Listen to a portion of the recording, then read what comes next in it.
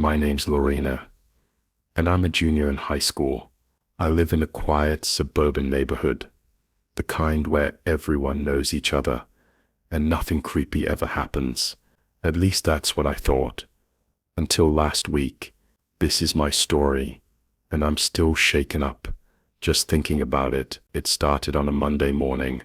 I walk to the bus stop every day, about 2 blocks from my house. It's a short walk past tidy lawns and mailboxes, with the same people waving as they head to work. My bus stop is located at the corner of Maple and 5th, where a small bench is situated under a large oak tree. That morning, as I stood there scrolling on my phone, I noticed a white van parked across the street. It was plain. No logos, no windows on the sides. Just a rusty-looking thing that seemed out of place. I didn't think much of it. Maybe someone was moving or doing repairs. I got on the bus, went to school, and forgot about it. Tuesday morning, the van was there again. Same spot, parked about 50 feet from the bus stop, facing me. I peered at it, trying to discern if anyone was inside, but the windshield's dark tint obscured the view. A strange sensation crept over me, as if I were being watched, but I quickly dismissed it. At 16, I'd seen enough true crime shows to be wary. Yet I convinced myself it was mere paranoia. The bus arrived. I boarded, and that was that. However, the van reappeared on Wednesday. This time, I paid closer attention.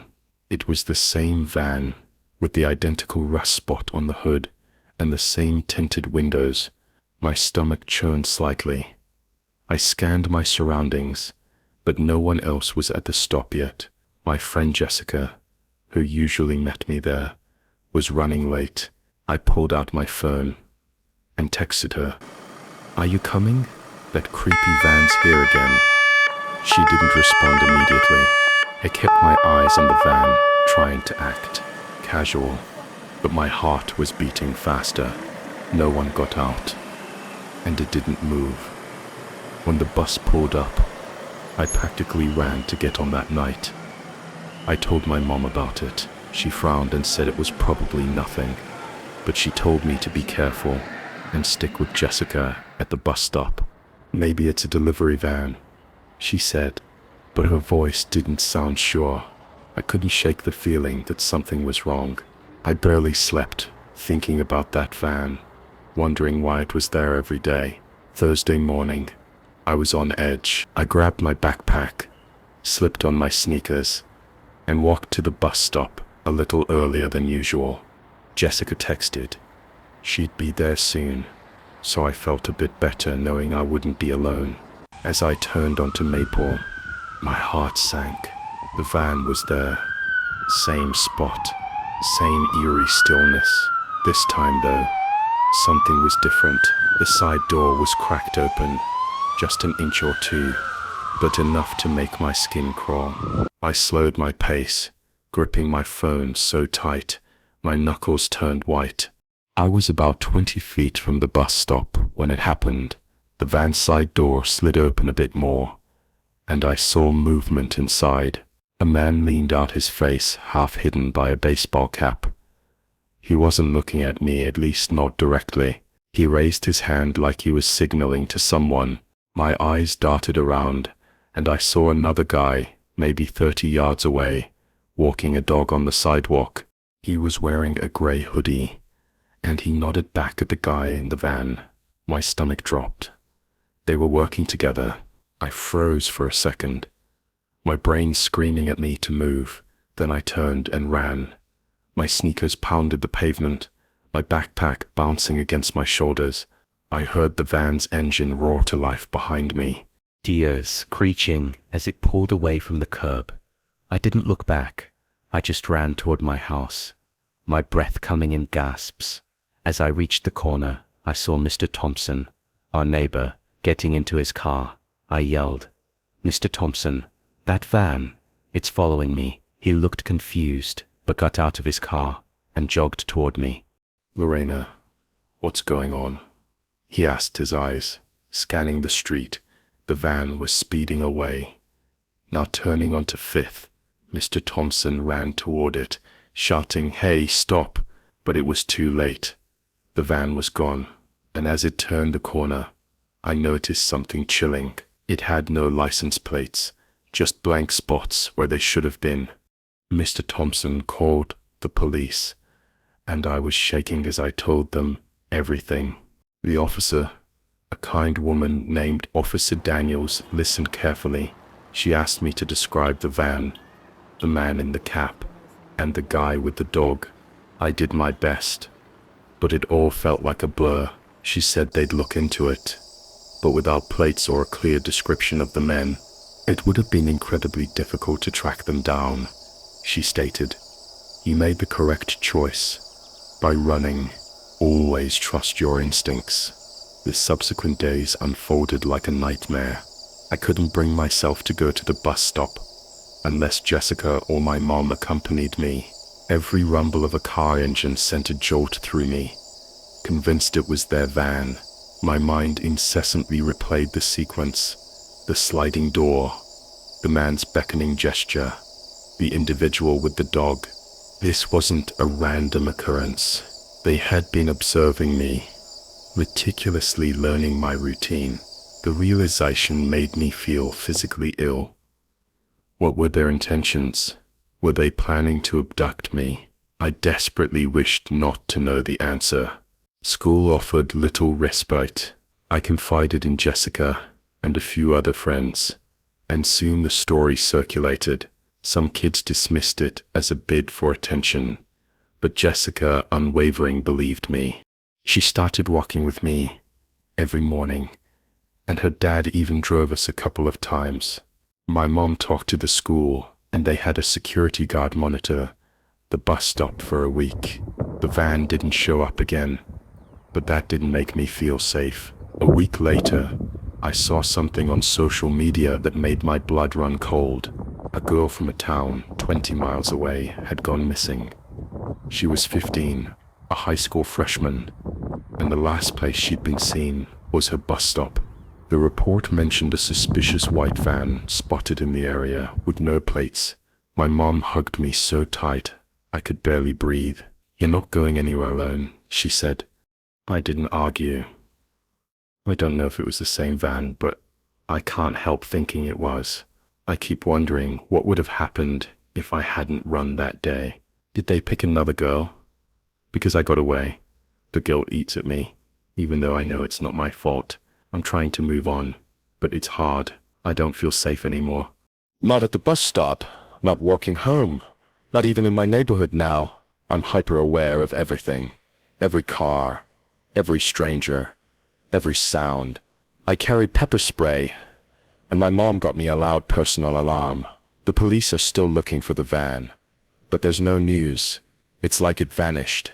I hope they catch those guys before they hurt someone.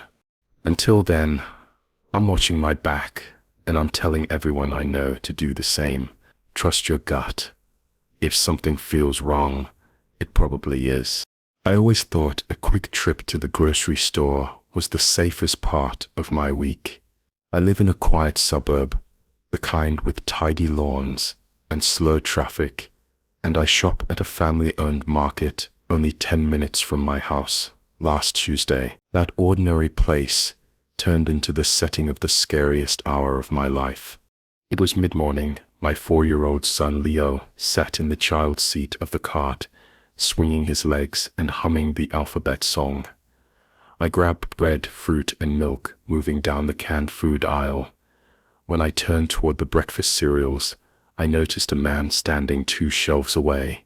He looked about 40 with a pale face, greasy hair, and a dark jacket. Even though the day was warm, his cart was empty. His eyes were not on the products. They were on us. I smiled politely, the way you do when you make accidental eye contact with a stranger, then pushed the cart forward. Leo pointed at a box with cartoon animals and asked if he could have it. I said yes, pretending to be relaxed, but the hairs on my arms lifted. I noticed the man's movement in my peripheral vision. As he stepped behind a display of paper towels, his gaze still fixed on me. I tried to shake him, moving through different aisles: diapers, cleaning supplies, wipes, batteries. But each time I paused, I felt that same unsettling stare. A quick glance back would only catch the edge of his jacket as he disappeared behind a stack of soda cases. I attempted to rationalize it, telling myself I was overreacting. Perhaps he was lost or waiting for someone. But a knot of anxiety tightened in my stomach. Leo, sensing my urgency, asked why we were moving so quickly. I simply replied that we were in a hurry. At the checkout, I instinctively chose the lane closest to the exit, consciously positioning my body between Leo and the rest of the store. The man did not join the queue behind me. I saw him a few registers over, pretending to read a candy bar wrapper. His cart was still empty. I paid, thanked the cashier, and walked out, forcing myself not to run. The parking lot felt hotter than usual. The sunlight sharp. I unlocked the minivan, lifted Leo into his car seat, and bent to buckle him. That was when I heard quick footsteps on the asphalt. I glanced up. A different man, taller with a beard and a gray hoodie, was walking straight toward us from 3 rows over. He had nothing in his hands and no keys. His eyes were locked on me. I froze for a split second. Then I heard a soft scrape like shoes stopping behind me. I turned my head. The first man, the one from inside, had come around the back of the van. He was only 10 feet away, blocking the aisle.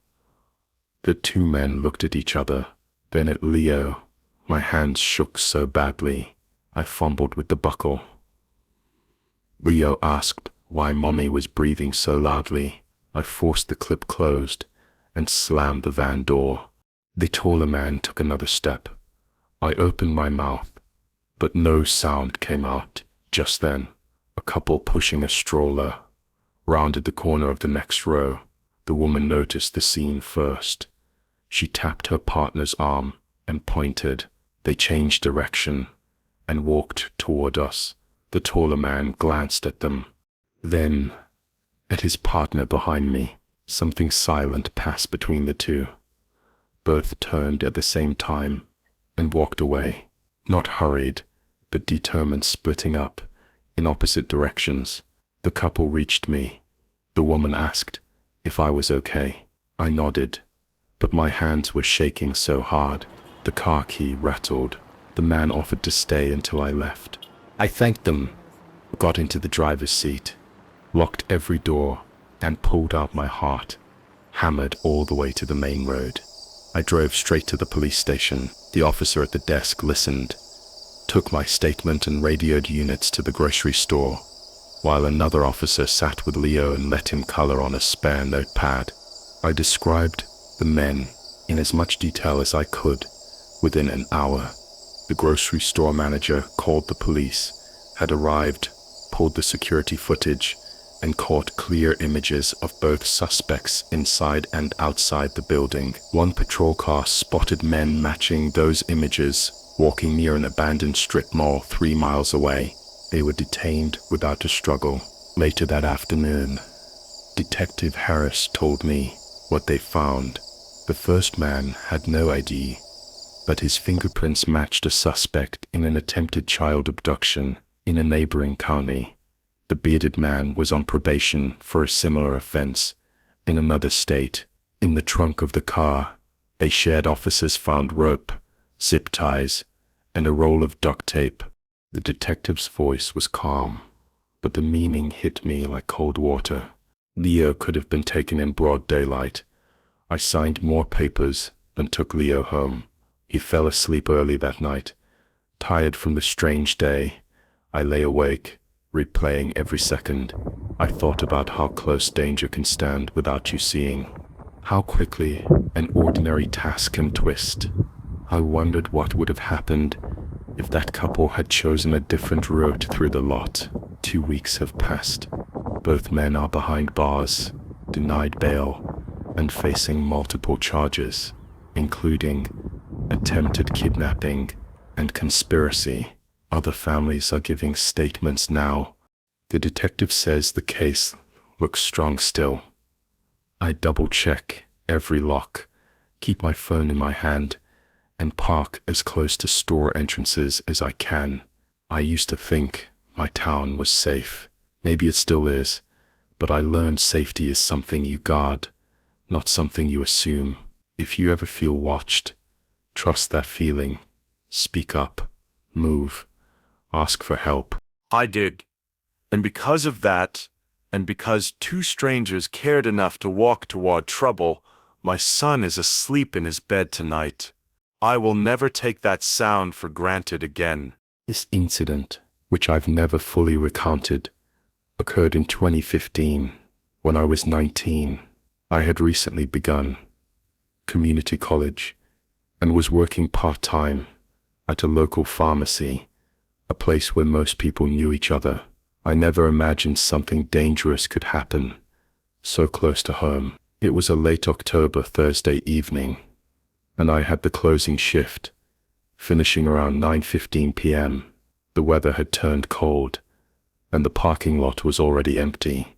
Our store was part of a small shopping strip next to a laundromat and a pizza place, but both were closed.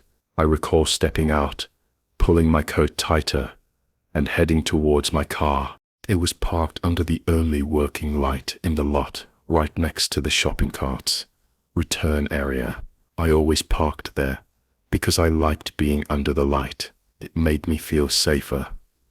As I approached my car, I noticed something strange. A white van was parked 2 rows behind mine. It hadn't been there earlier. The windows were tinted, and it had no business name or markings. The engine was off, but it looked like someone was inside. I felt uneasy, but didn't want to overthink. I reached for my keys and walked faster. Just as I got near the driver's side door, I heard footsteps. I turned quickly and saw a man walking toward me from behind the van. He had a hoodie pulled up, and he wasn't saying anything, just walking fast and quiet. My instinct screamed at me. I hit the unlock button, jumped into my car, and slammed the door shut. Before I could even lock it, I saw a second man appear from the other side, running toward my passenger door. That's when I realized it wasn't random. They were working together. I locked the doors just as he reached the handle. He tried to open it anyway, then hit the window once with his hand. I threw my car into reverse, nearly hitting the shopping cart station behind me, then sped out of the lot. I didn't go straight home. Instead, I drove to the nearest police station, which was about 8 minutes away. I was shaking so badly, I could barely explain what happened at first. But once they calmed me down, they took it seriously. Officers were sent immediately to the shopping plaza. I gave them a full description of the white van and the 2 men. I even described what little I saw of their clothes and faces. About an hour later, an officer came back and told me something that made my stomach twist. They had caught them. Both men were still in the parking lot, trying to move the van to another spot behind the building. Inside the van, police found ropes, duct tape, zip ties, and a small bottle of some kind of sedative. One officer quietly told me it was clear they weren't just trying to rob someone, they were planning to take someone. It could have been me. The scariest part, one of the men had a criminal record, 2 past charges for attempted kidnapping. The other was unknown to the system, but police later found evidence on his phone, photos of the pharmacy, the parking lot, and other women walking alone. I was told they had been watching the area for weeks, waiting for someone who looked distracted, someone who worked late, someone alone that night. I was just lucky police said my fast reaction, and the fact that I parked under a light made a huge difference. It scared them just enough to mess up. They weren't expecting me to act so quickly.